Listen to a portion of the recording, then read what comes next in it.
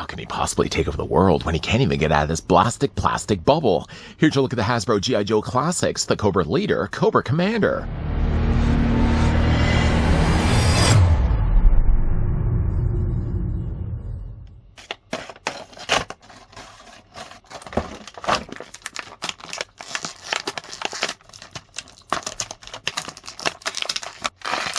This fanatical leader rules with an iron fist. He demands total loyalty and allegiance. His main battle plan for world control relies on revolution and chaos.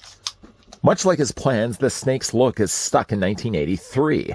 Just before, of course, we get a closer look at the Hasbro G.I. Joe Classics, the Snake Leader, Cobra Commander, the tape measure is going to tell us that he stands at 6 inches in height, or the dear Cobra Commander stands at 15 centimeters tall. Have we looked at G.I. Joe retro cardback figures before? Are you new here? Of course we have. Looked at recently, in fact, we both looked at Duke, and we also looked at Scarlet. I know I'm stuck in the 80s by saying this, but one thing I do really like about the retro cardback figures is that they look like their vintage toy counterparts. Also really no different than the also Super 7 release of Cobra Commander. Much bigger, much obviously a little bit more lighter colors and closer to the cartoon, but very much similar to the retro cardback release that we're getting here from Hasbro. As for CC's accessories, the figure first does come included with a display stand. I will say it does answer one question I had. Was it going to be different from the Duke and the Scarlet? Joe's have, at least you can see, the little shooting star display stand. Cobra's, while they have the same size and same placement of pegs, does have a Cobra symbol in the middle of that, so that's nice. The stands themselves actually look like the Cobra ones are a little bit shinier. Is it my own eyes playing tricks on me? Or perhaps it does look like more of a matte plastic gets afforded to Joe's, the more shinier plastic. Cobra spends all the extra frills, gets the shinier looking display stands. You can see that there are some placement of pegs, 2 of them in fact. They can plug into the under boots of Cobra Commander. We'll get back to that in a second. The figure also comes included with some swappable hands. Right now you may already notice that the figure does have a gripping hand over here. He has a trigger firing finger hand over here, so he's already good for holding the following accessories. But if you did want to have closed fists instead, Cobra's not one that really gets down at punching Joe's, but I suppose if you want to have closed fists, you can do that as well. It's just simply a case of popping off the hands that he has on the ends of his forearms and swap them out with these hands instead. The figure also does come included with a pointing hand. He's always good for giving instructions. Go over here, he says. Go clean the washroom. Cobra Commander's made a mess. Good for pointing and instructing his fellow minions. Of course, the figure also does come included with this hand. A world-conquering hand? I don't know. It doesn't really have a purpose necessarily other than if you just want to have the figure looking like he's just like, he's power hungry. That's not probably the best gesture. He's power hungry. This is a good hand for that. And then, of course, the figure does come also include with a couple of weapons. Now, the original vintage toy had a weapon like this. It looks like the Varieté Disruptor from the classic Star Trek Next Generation episode. I can't remember the guy's name now. Vajo? Was it Kyo's Vajo? He had the Varieté Disruptor. He had like 2 of them. Cobra Commander had a vintage toy gun like this as well. The only thing that the original toy didn't have, though, was it didn't have this little symbol up the top corner. A little nice added touch to detail. If you are familiar with the one from 1983, Cobra Commander actually had on the back of his body a little indentation, and you could actually take the gun and just wedge it in there.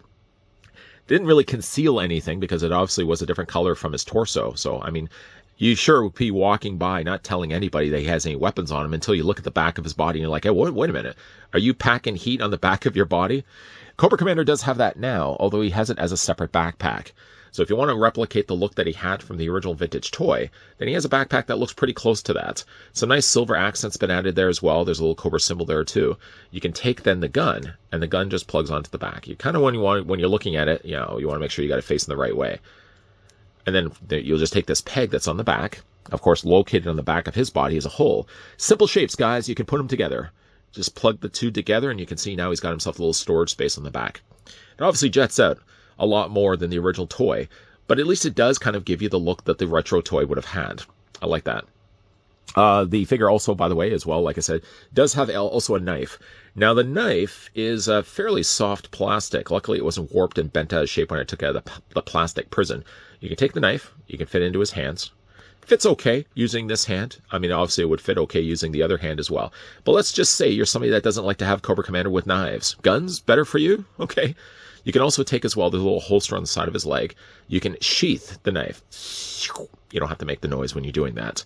Of course, if you want to take the gun as well, using, of course, the trigger finger hand, you can go ahead and just... The plastic for the fingers are soft enough, at least, that it's easy to get the pistol in there.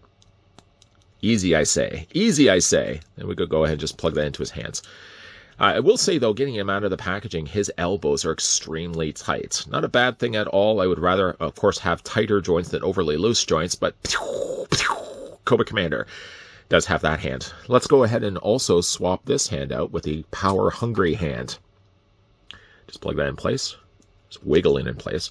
And yeah, that's, you know, again, it doesn't really have a purpose for at least holding accessories, but it does have certainly a purpose for Cobra Commander to want world domination. That being said, let's go ahead and remove the gun for right now. Maybe what we'll also do, too, is we'll just remove the backpack and get in a closer look at Cobra Commander's face. The one thing, though, about his face is that they opted for using, like, the VAC chrome finish. It's a departure, obviously, from the original toy. It certainly is a departure from the one we got from Super 7. Super 7 went with more of a matte silver finish. Initially, I was thinking, you know, I would have preferred if they had gone with more of a matte silver instead. The shinier mirror finish, I find, doesn't work as well necessarily for Cobra Commander. But, you know, the more I look at it, the more I think I'm warming up to the idea that Chrome Dome literally has a chrome dome. Yes, it would have been nice, I think, if they had used more of a matte finish, but, you know, all things said, I actually do think that the mirror finish looks a little bit better on Cobra Commander. One thing I also really like, too, is that when they chose the coloring of his neck, Cobra Commanders tend to do this, Super 7 tends to do this as well. They gave him a silver neck, very much like the cartoon. Instead, Hasbro, what they ended up doing was they gave him a blue neck. I like this myself. It matches, of course, the color that he has for the majority of his body. It breaks up nicely, and it doesn't look too close of a color to his head. I think it's a nicer choice than just, first of all, obviously using the lighter blue for his collar, because that would take away from his collar. You can't really use gray because, first of all, the head isn't a shiny, it's a shiny finish. It's not a matte gray, so I don't think it would have worked as well. I think the blue is a better choice, honestly. Has the Cobra symbol there featured on the front. Is this a double-breasted uniform? As you can see, there's some buttons down the side. The Cobra symbol gets a little bit lost just because it's so dark. It's still there, though, and it's well printed. It's probably tempographed on there.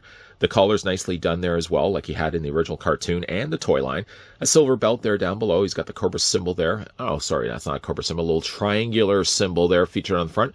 Some pockets there on the side. I don't know necessarily what he's storing in there. Gum, perhaps. Cobra Commander does like his Hubba Bubba. It's got some nice panel striping down below here. The actual harness, though, or at least the part that holds the holster, is actually a looser plastic. I was kind of expecting this really to be molded onto his leg, and then they would have just glued the holster in place. But it's nice to see that this is a separate piece. I'm sure that's probably so that they can use some more mileage out of this particular leg mold. It's a lot easier just to mold this as a separate piece and then wrap it around the figure's leg. It's a nice striping down the side of his leg as well. This does not feel like, I'm just running my finger across it, it is molded at least separately, but it doesn't have a very high lift to it. I can kind of feel my finger running along it, and there's a little bit of an edge, but at least it's not painted in place. Like it's not just a case like someone with a careful eye and a steady hand just ran the paintbrush down the side of his leg. If you feel it, there is a bit of an edge to it, so they've nicely done that. I don't know if necessarily it works as well down below here for his feet, just because, again, it's a different darker blue and it's a different darker red. They've done their best to try to match the colors. They're not the closest, but I guess that gets the job done. Beelining back to Cobra Commander's head sculpt here and running through the figure's articulation. The head is first on a ball joint, so it allows the head to rotate all the way around. The head can look down and can look up. You can also move it back and forth as well. You may also see this, too, at the base of his collar, that there's actually a secondary ball joint there, too. So the figure, in fact, does have one here, and he has one right here as well, so he gets himself two. The arms rotate all the way around, little on the tighter side for mine, at least. You can also, as well, he's got the shoulder crunch, so you can bring the arms forward. You can also arch them back. The figure does also have a means to bring the arms past the point of 90 degrees. You can also rotate at the bicep.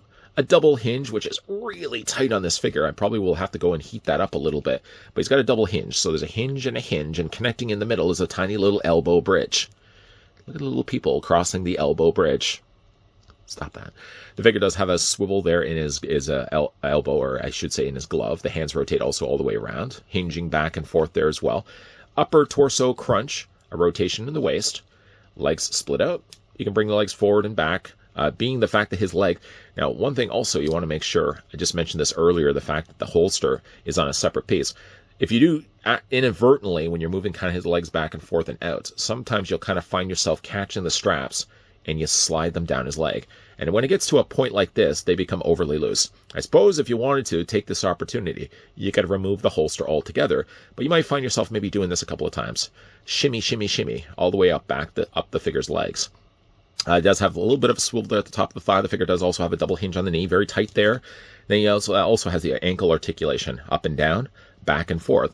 Figure doesn't have any toe articulation. I don't think he necessarily needs toe articulation. I think if you're going to sacrifice anything on figure's posability, ankles are one I think can be done without, or toe articulation can be one done without. Don't go without the ankle articulation, whatever you do. All in all, though, nice looking Cobra Commander. The things that I thought I would be bothered by aren't the things that I'm ultimately bothered by. The figure's chrome dome, I thought, was kind of the thing when I first took him out of the packaging. Well, when I was first removing him from the shipping box where I ordered this guy from, I looked at it and thought, not sure I like the vac chrome finish for his helmet. But now, though, comparing it along with Super 7, he isn't necessarily supposed to be his cartoon version of Cobra Commander, even though he has very similar costumes. He's supposed to look like the original 80s toy. Because of that, he doesn't have any additional accessories. I mean, he has a knife, and he also has himself the blaster. I believe the original toy only really would have had the blaster, and of course he's got some swappable hands. So like a royal scepter, a big globe that he can hold in his hand, aren't the things that will apply when it comes to Cobra Commander. He has basically the things that the original toy would have had. Of course, bringing back in Duke, bringing, of course, also in Scarlet. I like this line quite a lot. Cobra Commander is fairly affordable, too. I think when I ordered him online, he was $25 to $26.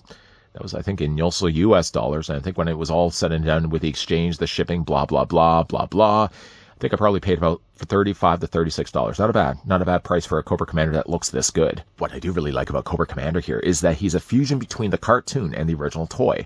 For those that want this to look exactly like the toy, the little white stripe that he has on the top of his helmet, for example, need not apply. It wouldn't have even been there on the original one. And also his collar would have been black instead of the blue that we get here. He has at least enough of the nods of the original toy, like the little holster that he has on the back of his body. Instead of actually embedding that into the actual uniform, they were smart, I think, instead to give it as an extra backpack. So if you didn't like the look and you wanted just a little more of a cleaner suit, you can just leave it off altogether instead if you want to. It's probably one of the reasons, too, because like the original vintage toy, he wouldn't have had a whole lot of extra accessories. If anything, a gun and a file card. He gets the file card at least, and he now gets that same carried over retro gun. The gun doesn't have a place to store if you don't have the backpack with him. He doesn't have a side leg holster. I guess they probably could have given him a holster, but I don't think he necessarily needs it either. If you're probably going to have Cobra Commander, you're likely, I'm guessing, to have the figure displayed with the gun in his hand.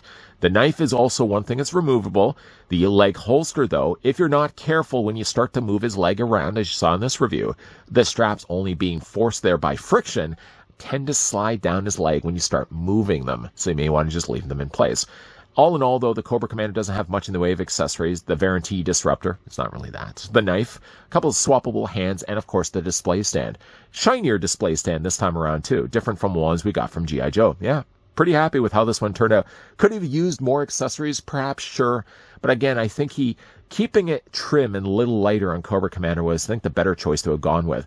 They could probably down the road release a deluxe version of Cobra Commander utilizing perhaps the same mold. That if you don't like the vac chrome finish that he has for his chrome dome, maybe a later release will still use this same mold with a matte silver instead.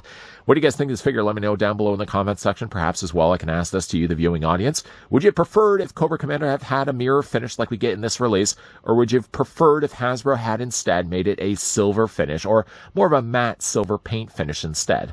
Which way of Cobra would you have preferred instead? Let me know. If you guys did enjoy this video now, hey, do it a solid. Throw it a like. You guys want to stick around for more so? I hope so.